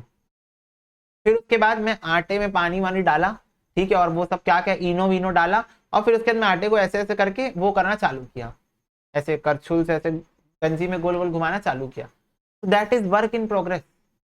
आधा केक बना था, बताओ मैं तुम लोग को बोलूंगा ये लो बस ये लो खा लो, खा लोगे तुम लोग? नहीं, जब तक केक नहीं बन जाता तब तक नहीं खाओगे। और जब केक बन के रेडी हो गया, जो कि भगवान की दया से अच्छा ही बना था, उसको हम बोलते हैं फिनिश गुड्स। पहली बार बनाया और अच्छा बन गया, ठीक है, तो उसको हम बोलते हैं क्या? Finish goods. मेरा फिनिश गुड्स लोगों को पसंद दिया है, ठीक है, तो that is known as finish goods बच्चों। तो देखो एक सेकेंड, हाँ जी, फिनिश गुड्स बोलते हैं हम लोग। तो बात ये बोलना चाहता हूँ मैं तुमको घुमा फिरा के कि हर कोई भी फिनिश गुड्स होता है वो लाइफ में अपने 3 स्टेजेस से होके गुजरता है। इनिशियली वो कुछ भी नहीं होता है, वो रॉ मटेरियल होता है, और फिर धीरे धीरे वो वर्क इन प्रोग्रेस में आता है, और धीरे धीरे उस पर काम चलते रहता है, लास्ट में वो बन के रेडी हो जाता है, तो उसको हम फिनिश गुड्स बोलते हैं। तो वो आपको देख रहे हो यहाँ पर तीनों लेवल पे देखने को मिलेगा। ये देखो, ये देखो रॉ मटेरियल, ठीक है, रॉ मटेरियल की बातें यहाँ हुई है, ये देखो वर्क इन प्रोग्रेस की बातें यहाँ हुई है, और ये देखो फिनिश गुड्स की बातें यहाँ पर हुई है। तो आपको कॉस्ट शीट के अंदर वर्क रॉ मटेरियल भी दिखेगा, WIP भी दिखेगा, और फिनिश गुड्स भी दिखेगा। आ रही बात समझ में? यस। तो देखो सबसे पहले हमको दिख रहा है ग्रॉस फैक्ट्री कॉस्ट। अब देखो ग्रॉस फैक्ट्री कॉस्ट में से अगर हम लोग स्क्रैप माइनस कर दे रहे तो नेट आ रहा है। तो ये चीज तो हमको पहले से ही पता है कि भाई ग्रॉस में से कुछ अगर मैं माइनस कर दूं एक अमाउंट तो हमको क्या मिल जाता है? नेट मिल जाता है ना। ये चीज तो हमको शुरू से ही पता है। पर वो अमाउंट क्या था? वो अमाउंट था स्क्रैप ऑफ इनडायरेक्ट मटेरियल्स। अब ये जो स्क्रैप है, तुम लोग बोलोगे भैया ये कौन सा स्क्रैप है, ये वाला कौन सा स्क्रैप है जो यहाँ पर आप यूज किए थे? ये देखो ये वाला। तो मैं तुम लोग को बता दूं बेटा, ये था स्क्रैप ऑफ रॉ मटेरियल, और ये है तुम्हारा scrap of work in progress. मतलब देखो, अगर तुम्हारा प्रोडक्शन प्रोसेस चालू ही नहीं हुआ है और रॉ मटेरियल ही आपके कुछ बर्बाद हो जाए, स्पॉइल हो जाए, that is scrap of raw material, उधर आएगा रॉ मटेरियल कंज्यूम्ड के केस में। और अगर आपके ड्यूरिंग दिस प्रोडक्शन प्रोसेस पता है तुम लोग को कुछ ना कुछ लॉस हो ही जाता है, 2-3-5% का लॉस हो ही जाता है, तो that is scrap at the time of work in progress. मतलब जब काम आधा पौना हुआ है, जब काम थोड़ा सा हुआ है और कुछ लॉस हो जाता है, तो that is scrap at the time of work in progress. तो वो वाला स्क्रैप यहाँ पर आ रहा है, स्क्रैप ऑफ इनडायरेक्ट मटेरियल। तो वो आपको देखो पॉइंट नंबर 6 में ग्रॉस था, स्क्रैप माइनस हुआ, तो पॉइंट नंबर 8 में क्या आ गया? वो नेट आ गया। ये देखो 6 - 7। तो ग्रॉस में से आप स्क्रैप माइनस करोगे जो कि वर्क इन प्रोग्रेस में, तो आपका क्या आ जाएगा? नेट आ जाएगा। अगर क्वेश्चन में भैया मेंशन नहीं कर रहा है कि रॉ मटेरियल का स्क्रैप है या WIP का स्क्रैप है, तो मैं क्या एज्यूम करूं? WIP का स्क्रैप एज्यूम कर लेना, ठीक है, अगर क्वेश्चन में नहीं मेंशन है तो। ओके, अब देखो यहां पर हम बात करते हैं FG एंड WIP, अभी भी यहां पर भी था, यहां पर भी है, तो कोई दिक्कत की बात नहीं है। पर ये देखो 9th और 10th नंबर पॉइंट के बाद FG बस रह गया, WIP गायब हो गया। तो WIP भाई साहब गए कहाँ? तो आपको अगर दिखेगा कि यहाँ पर पॉइंट नंबर 8 में पॉइंट नंबर 9 प्लस हुआ है और 10 माइनस हुआ है। अब ये पॉइंट नंबर 9 क्या था? Opening stock of work in progress, और 10th क्या था? Closing stock of work in progress. तो एक बार इसके ऊपर बात करते क्या है ये। तो ये देखो ये एक पीरियड है, समझना, ये टाइम लाइन है, 3 महीनों की टाइम लाइन है ये, 1, 2 और 3। मैं यहाँ पर कॉस्ट शीट प्रिपेयर कर रहा हूँ, मैं इस मंथ पे खड़ा होकर कॉस्ट शीट प्रिपेयर कर रहा हूँ। समझना मेरी बात को ध्यान से। मैं आज अगर प्रोडक्शन प्रोसेस स्टार्ट करता हूँ किसी भी यूनिट का, तो वो आज से 3 दिन बाद 4 दिन बाद कंप्लीट होती है, 3-4 दिन ऑन एन एवरेज उसको लगता है ये कंप्लीट होने में। तो मेरे को एक बात बताओ, पिछले महीने की जो लास्ट डेट्स होंगी, पिछले महीने की जो लास्ट डेट्स होंगी, उस टाइम पे जो भी चीजें मैंने प्रोडक्शन के अंदर डाली होंगी, जो भी चीजें, वो क्या इस महीने में आके कंप्लीट होंगी? फटाफट से बताओ, पिछले महीने में जो भी चीजें डाला होगा प्रोडक्शन प्रोसेस के अंदर, क्या वो इस महीने में आके कंप्लीट होंगी? हाँ। और वैसे इस महीने के लास्ट में जो भी चीजें मैंने प्रोडक्शन प्रोसेस के अंदर में डाली होंगी, वो नेक्स्ट मंथ में जाके कंप्लीट होंगी, FG बनेगी, नेक्स्ट मंथ में जाके FG बनेगी। तो बेटा ये वो वर्क इन प्रोग्रेस है जो अभी आधा हुआ है और अगले महीने जाके पूरा होगा, अगले महीने जाके पूरा होगा। तो अब बताओ क्या पिछले महीने का WIP इस महीने का FG बन गया होगा? हाँ। और इस महीने के लास्ट का WIP अगले महीने FG बनेगा। पर मेरे को तो इस महीने की कॉस्ट शीट बनानी है ना, मेरे को कब की बनानी है? इस महीने की कॉस्ट शीट। तो मेरे को सिर्फ इस मंथ के खर्चे चाहिए जो FG के ऊपर हुए, फिनिश गुड्स के ऊपर। WIP थोड़ी बेचूंगा किसी को मैं, आधा केक बनाए बेच दूं। बेकरी वाले के पास गए, बेकरी वाला बोल रहा है सर मैंने ये करके मैच करके दे दिया, आप घर जाके केक बना लेना, खरीदोगे? नहीं बेटा, वर्क इन प्रोग्रेस कोई नहीं खरीदता, फिनिश गुड्स खरीदते हैं सब। तो बेटा वर्क इन प्रोग्रेस जो है उसकी कॉस्ट हमको हटानी पड़ेगी, इंक्लूडेड है यहां पर जो भी डायरेक्ट मटेरियल था या डायरेक्ट लेबर था, डायरेक्ट एक्सपेंस था, उसके अंदर इंक्लूडेड है WIP की कॉस्ट। वर्क इन जो चीज आधा बन गया उस पर भी तो लोग कुछ ना कुछ काम कर दिए, कुछ ना कुछ मटेरियल लग गया, कुछ ना कुछ लेबर कर दिया होगा उसमें काम, है ना। तो मेरे को क्या करना पड़ेगा, इस महीने जो भी प्रोडक्ट वर्क इन प्रोग्रेस में रह गया है उसको हटाओ, और जो भी पिछले महीने का वर्क इन प्रोग्रेस था वो पिछले महीने से हट गया होगा। क्यों हट गया होगा? क्योंकि वो पिछले महीने वर्क इन प्रोग्रेस था और इस महीने वो फिनिश गुड्स में कन्वर्ट हो गया होगा। इस month that particular WIP is going to be converted to finish goods, तो वो मैं ऐड कर लूंगा। तो इसलिए देखो जो ओपनिंग वर्क इन प्रोग्रेस होता है, ये देखो ओपनिंग मतलब यहाँ पर जो ओपनिंग वर्क इन प्रोग्रेस होता है वो इस महीने ऐड हो जाता है, और जो क्लोजिंग वर्क इन प्रोग्रेस होता है वो इस महीने से माइनस हो जाता है। ठीक है, क्योंकि पिछले महीने का वर्क इन प्रोग्रेस इस महीने में आके कंप्लीट हो गया होगा। तो ये देखो यहाँ पर ओपनिंग क्लोजिंग, तो ओपनिंग यहाँ पर ऐड हुआ है और क्लोजिंग यहाँ पर माइनस हो गया। तो हमने ओपनिंग की कॉस्ट को इंक्लूड कर लिया क्योंकि now it is finish goods, और क्लोजिंग की कॉस्ट को माइनस कर दिया because it will become finish goods in the next month. Okay, तो अब देखो फाइनली मेरे को FG मिल गया है। अब क्या मिल गया मेरे को, ये देखो FG, WIP वर्ड हट चुका है। अब कुछ ऑफिस के जो मेरे ओवरहेड्स होंगे वो मैं ऐड कर दूंगा, तो मेरे को मिल जाएगा कॉस्ट ऑफ प्रोडक्शन। अभी तक का प्रोडक्शन में कॉस्ट जो हुआ है तो that is cost of production मिल जाएगा मेरे को। जितने भी बोल्ड से लिखे हुए हैं वो सब टोटल्स हैं तुम्हारे, ठीक है, टोटल यानी कि प्लस माइनस, ठीक है। अब इसके बाद तुमको क्या करना है, अब मेरे को एक बात बताओ, जितना भी अब मैं तुम लोग को पहले ही बताया स्टार्टिंग में, भाई 500 यूनिट बेच रहे हो तो 500 यूनिट की कॉस्ट के साथ में कंपेयर करना, कृपया करना मेरे ऊपर, कि अगर आप 500 यूनिट सेल कर रहे हो तो 500 यूनिट्स की कॉस्ट के साथ उसको कंपेयर करियो। आ रही बात समझ में? यस। तो अब मेरे को एक बात बताओ, यहाँ पर जो कॉस्ट ऑफ प्रोडक्शन है इसके अंदर ढेरों सारे फिनिश गुड्स पड़े हुए जो इस महीने प्रोड्यूस हुए, जो इस महीने दुनिया में आए हैं वो फिनिश गुड्स इसके ऊपर पड़े हुए। जरूरी थोड़ी सारे बिक जाएंगे, जरूरी है नहीं। तो सबसे पहले ये देखो, क्या मेरे पास कोई ओपनिंग स्टॉक था फिनिश गुड्स का? हाँ जी, 20 यूनिट पड़े थे, कुछ 20 यूनिट्स ओपनिंग स्टॉक पे पड़े थे, और मैंने इस महीने कितना बना लिया, इस महीने लेट से मैंने 100 यूनिट्स बना लिए, 100 यूनिट्स मैंने बना लिए, 20 यूनिट्स पड़े हुए थे पहले से, तो अभी मेरे पास 120 यूनिट पड़े हैं क्या गोडाउन में? हाँ, 120 यूनिट मेरे पास पड़े हुए गोडाउन, ठीक है। अब इसमें से जब मैं मंथ एंड में देख रहा हूँ, मंथ एंड में देख रहा हूँ मेरे पास 40 यूनिट्स पड़े हुए, क्लोजिंग स्टॉक ऑफ FG में 40 यूनिट्स, तो दैट मीन्स 120 थे और अभी सिर्फ 40 बचे, इसका मतलब 80 units are sold, 80 units are sold. तो हमको यही चाहिए कि कितने यूनिट्स बिके हैं। We are interested to know कि how many units of the produce goods are sold actually. Why? Because we are going to compare it with the selling price of those units. 80 units बिके तो 80 units की selling price को 80 units की cost के साथ compare करेंगे। तो इसलिए यहां पर भी देखो ओपनिंग प्लस क्लोजिंग माइनस ताकि कॉस्ट ऑफ गुड्स सोल्ड आ जाए, ठीक है। अब इसमें फाइनली अब मेरे को एक बात बताओ, जितने गुड्स बिक रहे हैं उसी के ऊपर ना खर्चा होगा सेलिंग का, कि सेलिंग का खर्चा सबके ऊपर होता है? नहीं भैया, सेलिंग का खर्चा मतलब होता है, सेलिंग एंड डिस्ट्रीब्यूशन का खर्चा मतलब होता है कि जो गुड्स आपके ऊपर बिक रहे हैं उसके ऊपर कितना खर्चा हुआ। तो भाई कॉमन सेंस लगाना, दिमाग में भावनाओं में मत बह जाना कि नहीं भाई 100 यूनिट्स प्रोड्यूस हुए थे तो 100 यूनिट्स के ऊपर खर्चा दिखाऊंगा मैं, 2 रुपए per unit selling and distribution expense, तो 100 इंटू 2, ऐसा नहीं करना एग्जाम में।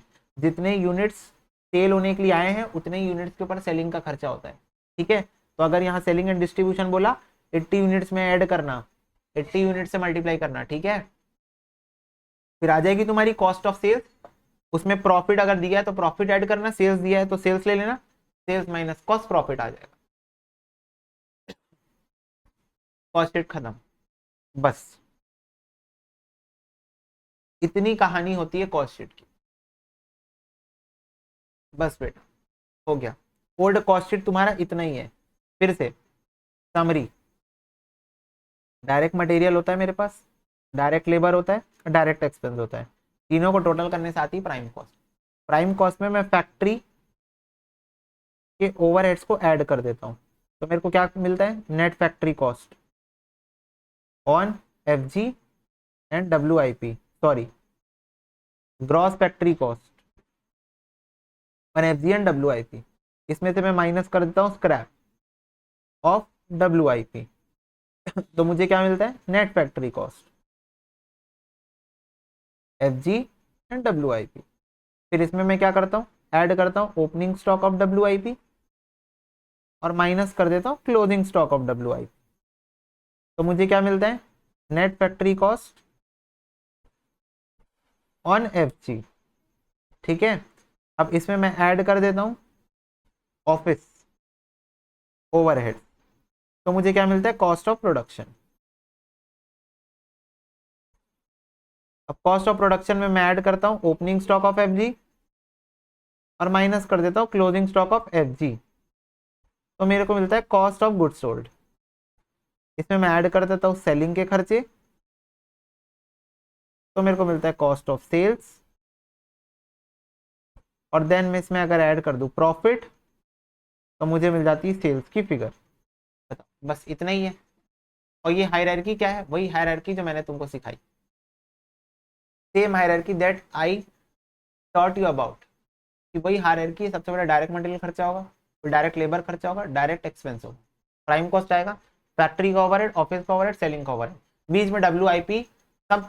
और तुम अगर एक चीज कांस्टेंट, एक चीज तुम देखोगे, क्या एक चीज कांस्टेंट थी, कि चाहे वो हो रॉ मटेरियल सॉरी चाहे वो डब्ल्यूआईपी और चाहे वो फिनिश गुड्स, तीनों के केस में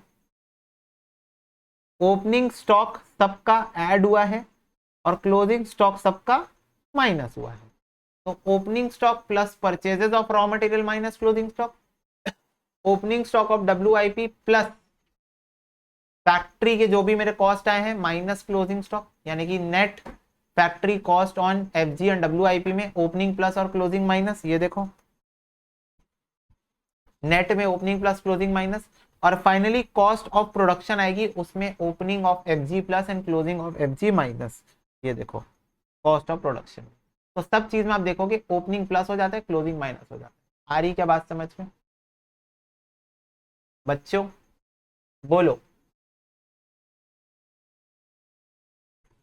ठीक है, यस। तो ये कॉस्ट शीट का फॉर्मेट आप अपनी कॉपी में नोट कर लेंगे, old format of cost sheet. और ये होने के बाद हम एक बार न्यू फॉर्मेट के ऊपर बात करेंगे, जो कि बहुत सिंपल है देखो material, labour, expense, prime cost, works overheads, gross factory cost on FG and WIP. यहां तक की पूरी कहानी आपको सेम दिख रही है क्या? यस यहां तक की पूरी कहानी सेम है।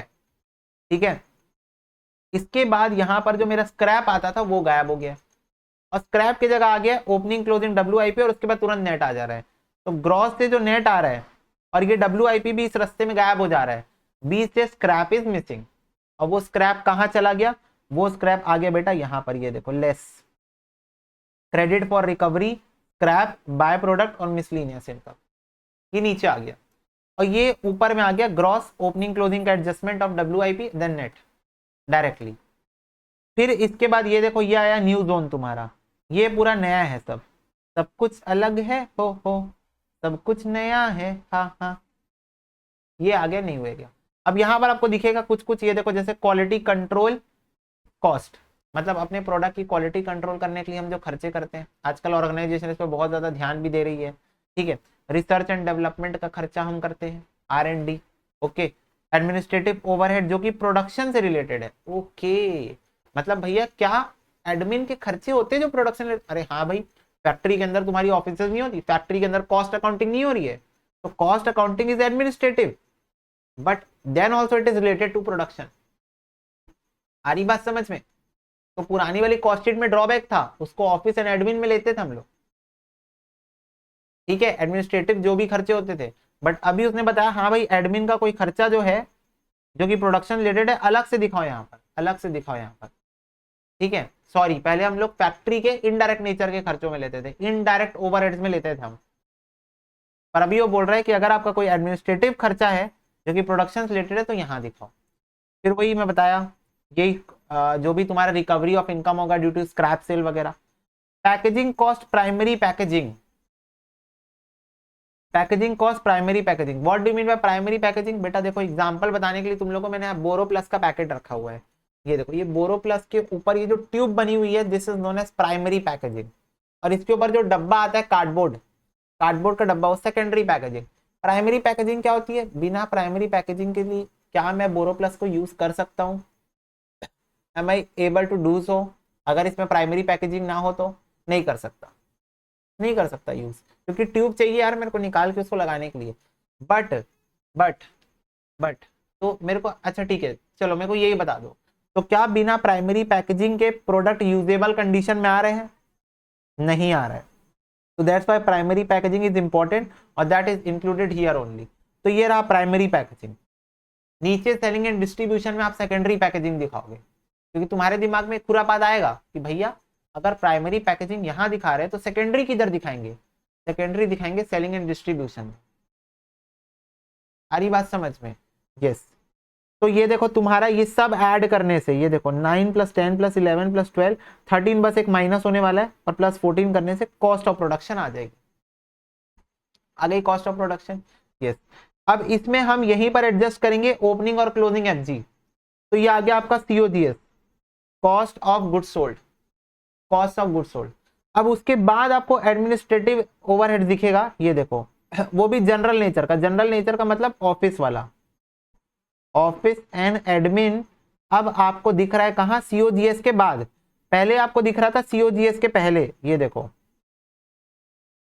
ये देखो कॉस्ट ऑफ गुड्स सोल्ड के पहले ही आपको दिख रहा था ऑफिस के खर्चे, बट अब आपको दिख रहा है नए कॉस्ट शीट में उसके बाद। क्यों पता है? न्यू कॉस्ट शीट का फॉर्मेट इंप्रूव हुआ है। हम लोग जब फाइनेंशियल अकाउंटिंग करते हैं तो हम लोग ट्रेडिंग अकाउंट के अंदर निकालते हैं सीओजीएस। क्या वहां पर ऑफिस का कोई भी खर्चा आता है? नहीं। Only direct nature items are considered there, जो भी प्रोडक्शन से रिलेटेड होते हैं। तो अभी नई कॉस्ट शीट ने इस चीज को इंप्रूव किया, अपनी गलतियों को सुधारा, और कॉस्ट ऑफ प्रोडक्शन में ओपनिंग क्लोजिंग ऑफ एफजी को एडजस्ट करके सीओजीएस निकाला, और कॉस्ट ऑफ गुड्स सोल्ड के बाद, सीओजीएस के बाद ऑफिस एंड एडमिन के खर्चे को कंसिडर किया गया। और ऑफिस एंड एडमिन के खर्चे के बाद सेलिंग एंड डिस्ट्रीब्यूशन का खर्चा आया। सेकेंडरी पैकेजिंग भी यहीं पर आएगी, ठीक है। सेकेंडरी जो पैकेजिंग होती है वो यहाँ पर आएगी, प्राइमरी पैकेजिंग ऊपर। उसके बाद आपका सिंपली आ जाएगा कॉस्ट ऑफ सेल्स। अगेन आप प्रॉफिट ऐड करोगे और आपको सेल्स मिल जाएगा। तो ओल्ड फॉर्मेट और न्यू फॉर्मेट में बस इतने डिफरेंसेस आपको देखने को मिलेंगे। ओवरऑल ये देखो ये वाला, और कुछ आइटम सही तरीके से जमा लिए गए हैं ओल्ड फॉर्मेट के कंपैरिजन में। आ रही बात समझ में? यस। तो this makes difference between old format and new format of cost sheet. Cost sheet का फॉर्मेट आपको याद होना ही चाहिए, ठीक है, चाहे ओल्ड हो चाहे इंस्टीट्यूट चाहे न्यू फॉर्मेट हो। इंस्टीट्यूट हमको जिस तरीके से इंस्ट्रक्ट करेंगे उस तरीके से हम लोगों को कॉस्ट शीट बनानी होती है। ओल्ड फॉर्मेट के हेल्प से न्यू फॉर्मेट, देखो ओल्ड और न्यू में बहुत ज्यादा डिफरेंस नहीं है, बस न्यू फॉर्मेट अपग्रेडेड वर्जन है। जैसे मोबाइल में सॉफ्टवेयर अपडेट आता है, पुराने से नए में बहुत ज्यादा डिफरेंस नहीं होता है, बट कुछ चीजें सही हो जाती है, कुछ बग्स सही हो जाते हैं, कुछ बग्स फिक्स हो जाते हैं। तो वो बग्स यहाँ पे हुए हैं फिक्स। आ रही क्या बात समझ में? यस। ठीक है बच्चों, तो ये आपको एक बार नोट डाउन करना है सारी चीजें, और फिर हम आज की क्लास भले कंक्लूड कर सकते हैं, because it is already like बहुत ज़्यादा हैवी हो गया है चीज़ें, ठीक है। पर तुम लोगों को चीज़ें समझ में आ रही होंगी, लग रहा होगा कुछ तो ऐसा लग रहा होगा हाँ भाई कि है दम है कुछ, हाँ चीज़ें हम लोग रिलेट कर पा रहे हैं, हाँ ये सब चीज़ें हैं इंपॉर्टेंट। तो जो भी चीज़ें नोट्स प्रॉपर बनाओ और सारी चीज़ें करो। इसके बाद अब हम लोग नेक्स्ट लेक्चर में आप लोगों के साथ मिलेंगे, जिसमें हम लोग प्रोबेबली आपके साथ क्वेश्चन स्टार्ट करेंगे। क्वेश्चन पे वैसे तो अभी बहुत सारे टॉपिक डिस्कस करने हैं कॉस्ट शीट में, ठीक है, valuation of closing stock and all this things we need to discuss, ठीक है। तो क्वेश्चन करने की स्टार्ट करने की कोशिश करेंगे नेक्स्ट लेक्चर। आज का लेक्चर यहीं पर कंक्लूड करते हैं बच्चों। God bless you, take care and bye bye.